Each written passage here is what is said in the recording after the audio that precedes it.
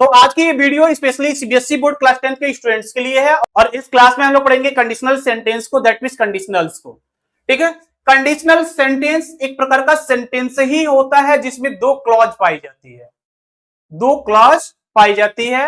एक if clause होती है, दूसरा मेन क्लॉज होता है। इफ क्लॉज में कंडीशन रखी जाती है और मेन क्लॉज में उसका पॉसिबल रिजल्ट होता है। ठीक है, तो आप कैसे इसको डिफाइन करोगे? कंडीशनल क्या है? एक प्रकार का सेंटेंस है जो दो क्लॉज में डिवाइड होती है। जो इफ क्लॉज होगा उसमें कंडीशन रखी जाएगी और जो उसका मेन क्लॉज होगा उसमें उस कंडीशन का जो पॉसिबल रिजल्ट होगा उसको दिखाया जाएगा। ठीक है, तो इसको इस प्रकार डिफाइन किया जा सकता है, a sentence that contains a condition and it's possible result is called conditional sentence. ठीक है, कंडीशनल सेंटेंस क्या होता है? एक प्रकार की सेंटेंस जिसमें कंडीशन हो और उस कंडीशन का एक पॉसिबल रिजल्ट दिया गया हो तो उसे कंडीशनल सेंटेंस कहते हैं। याद रखिए, कंडीशनल सेंटेंस में हमेशा दो क्लॉज आती है, एक में कंडीशन, दूसरे में रिजल्ट। ठीक है, तो चलिए इसके रूल्स की बात करते हैं। यदि इफ क्लॉज में सिंपल प्रेजेंट टेंस आता है तो मेन क्लॉज को सिंपल फ्यूचर टेंस में ही रखते हैं। ठीक है, सिंपल प्रेजेंट बोलने का मतलब प्रेजेंट इंडेफिनिट टेंस और इधर सिंपल फ्यूचर बोलने का मतलब फ्यूचर इंडेफिनिट टेंस। अब इस सेंटेंस में सब्जेक्ट के बाद वर्ब का फर्स्ट फॉर्म हो या इस वर्ब के फर्स्ट फॉर्म में एस या ईएस को ऐड किया गया हो, जोड़ा गया हो। ठीक है, या फिर सेंटेंस में डू या डज का यूज करके उस सेंटेंस में वर्ब का फर्स्ट फॉर्म लिखा गया हो तो सेंटेंस प्रेजेंट इंडेफिनिट होता है। यदि किसी भी कंडीशनल सेंटेंस में इफ क्लॉज में सब्जेक्ट के बाद वर्ब का फर्स्ट फॉर्म हो या वर्ब के फर्स्ट फॉर्म में यस या यस लगा हो या फिर डू डज के साथ वर्ब का फर्स्ट फॉर्म हो तो जो मेन क्लॉज होगा उसमें जो हम सेंटेंस फ्रेम करेंगे, जो सेंटेंस हम लिखेंगे उस सेंटेंस को हम फ्यूचर इंडेफिनिट में लिखेंगे। दैट मींस विल शैल के साथ लिखेंगे, विल और शैल के साथ लिखेंगे और वर्ब का फर्स्ट फॉर्म यूज करेंगे। वो कंडीशन डिसाइड करेगा कि ये सेंटेंस अफर्मेटिव में जाएगा या नेगेटिव में जाएगा। किसी में भी जाए वो फ्यूचर इंडेफिनिट में ही लिखा जाएगा। ठीक है, जैसे if it rains she will not come, ये सब्जेक्ट है, सब्जेक्ट के बाद V1 आया है और V1 में यस का यूज किया गया है, दैट मींस प्रेजेंट इंडेफिनिट है। जब ये प्रेजेंट इंडेफिनिट है तो इधर आने वाला जो सेंटेंस होगा फ्यूचर इंडेफिनिट में लिखा जाएगा और इस वजह से विल का यूज कर दिया गया। ये कंडीशन डिसाइड किया है कि रिजल्ट क्या आएगा, तो ये रिजल्ट नेगेटिव में आ गया। ठीक है, वह नहीं आएगी। यदि वर्षा होगी तो वह नहीं आएगी। If you do not know the answer, अब यहां पर जो कंडीशन है ये नेगेटिव में ही रख दी गई। ठीक है, यदि तुम आंसर नहीं जानते हो तो I will tell you. If simple past हो, पास्ट इंडेफिनिट हो तो मेन क्लॉज को वुड, शुड, कुड के साथ V1 का यूज करते हैं। ठीक है, आपको सिंपल पास्ट कैसे पहचानोगे? सब्जेक्ट के बाद वर्ब का सेकेंड फॉर्म या डिड के साथ V1, डिड के साथ वर्ब का फर्स्ट फॉर्म, तो ये पास्ट इंडेफिनिट होता है। और पास्ट इंडेफिनिट होने पर इफ क्लॉज में तो मेन क्लॉज पे हम क्या करेंगे? वुड, शुड, कुड के साथ V1 का यूज कर देंगे। जैसे एग्जांपल देख लो, इफ इट रेन्ड, ठीक है, यहां पर कर दिया गया पास्ट इंडेफिनिट टेंस। ठीक है, जो कंडीशन रखा गया है इफ क्लॉज में वो पास्ट इंडेफिनिट में है तो उसका जो पॉसिबल रिजल्ट होगा वो फ्यूचर इंडेफिनिट का पास्ट फॉर्म होगा। ठीक है, तो यहां हो गया विल का वुड कर दिया गया है। ठीक है, शी वुड नॉट कम।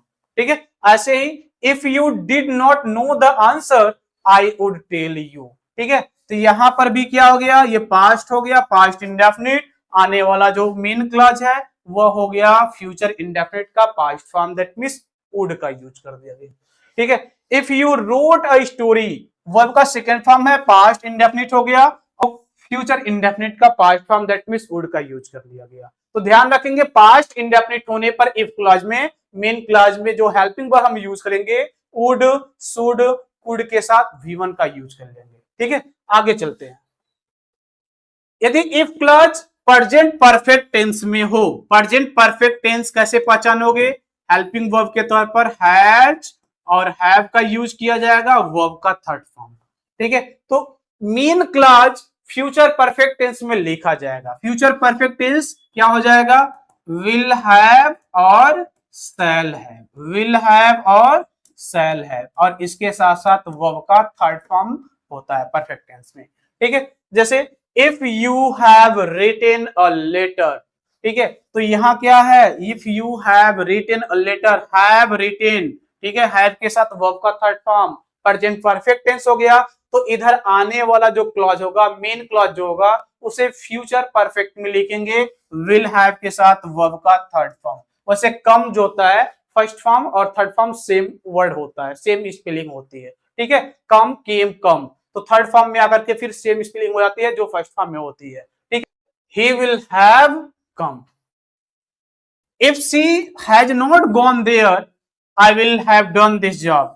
ठीक है, तो यदि if clause past perfect tense में हो, past perfect that means had plus V3, ठीक है, तो मेन क्लॉज किस में लिखा जाएगा, मेन क्लॉज में होगा would have, should have, could have, might have के साथ वर्ब का थर्ड फॉर्म। मैं थोड़ा सा इसको डिटेलिंग के साथ कर दे रहा हूं, ऐसे लिख लेंगे तब, जैसे वुड हैव,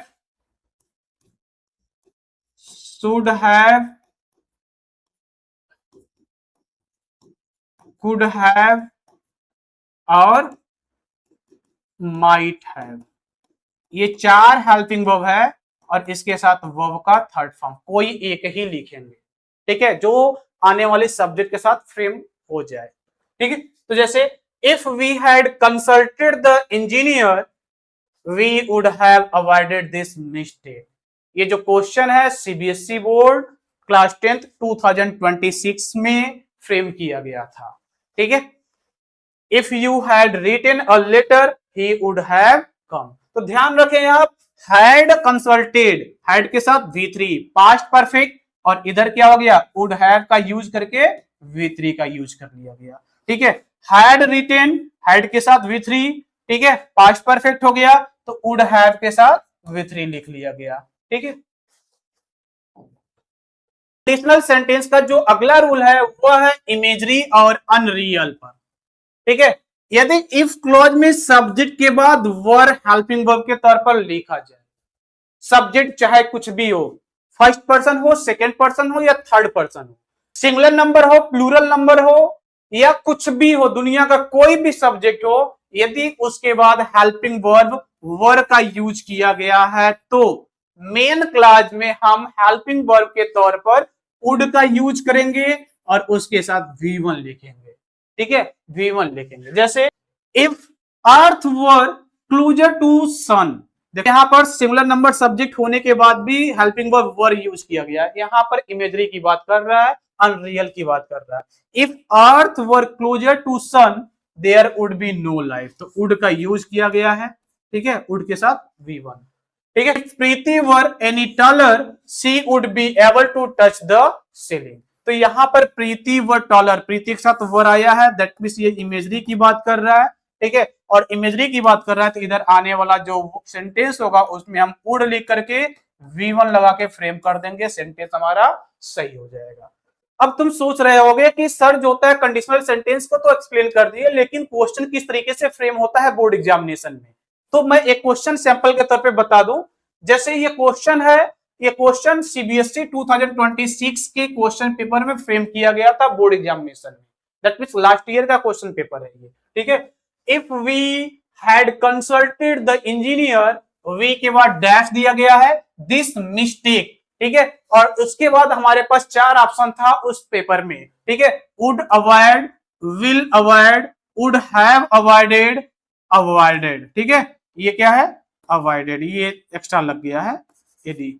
ठीक है, अवॉइडेड। तो ध्यान रखो, सबसे पहले हमें देखना होगा कि जो सेंटेंस है, जो क्वेश्चन फ्रेम हुआ है, वो दो क्लॉज में डिवाइड है या नहीं है। तो यहां देखते हैं, if we had consulted the engineer, उसके बाद कॉमा का यूज किया गया है। ठीक है, और उसके बाद दिया है वी डैश दिस मिस्टेक, तो ये दो क्लॉजेज में डिवाइड है। तो ये सेंटेंस जो क्वेश्चन में फ्रेम किया गया है दो क्लॉजेज में डिवाइड है, तो यहां एक इफ क्लॉज हो जाएगा और दूसरा मेन क्लॉज हो जाएगा। ठीक है, जब इतना पहचान लोगे तो इफ क्लॉज में जो आया हुआ सेंटेंस है वो किस टेंस का है इसको आइडेंटिफाई करना होगा। ठीक है, तो यहां पर देखो, हैड, हैड प्लस कंसल्टेड मतलब V3, तो यहां पर हैड के साथ वर्ब का थर्ड फॉर्म लिख दिया गया। ये क्या हो गया, पास्ट परफेक्ट। क्या हो गया, past perfect, past perfect tense, past perfect.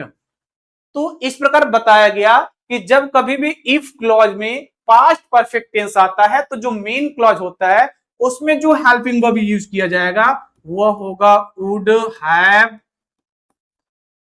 Should have, could have और माइट हैव। ये चार ऑप्शन हमारे पास है और चारों इसमें से कोई एक फिल किया जा सकता है दिए गए ऑप्शन के अकॉर्डिंग और सब्जेक्ट के अकॉर्डिंग। ठीक है, अब उसके साथ साथ हमें क्या करना है, वर्ब का थर्ड फॉर्म भी लिखना होगा। तो अब इसमें से कोई भी हेल्पिंग वर्ब हमें ऑप्शन में मिल जाए और उसके साथ वर्ब का थर्ड फॉर्म मिल जाए तो उस ऑप्शन को हम सिलेक्ट कर लेंगे, उसको सही कर लेंगे। ठीक है, वुड अवॉइड यहां तो है ही, विल अवॉइड यहां भी नहीं है, वुड हैव अवॉइडेड तो ये क्या हो गया, देखो सही हो गया, और ये अवॉइडेड तो है नहीं। इस प्रकार हमें ऑप्शन नंबर सी मिल गया, C for Chennai is the right answer. ठीक है, यहां पर क्या है, सी ऑप्शन को सही कर लिया गया, वुड हैव अवॉइडेड को। ठीक है,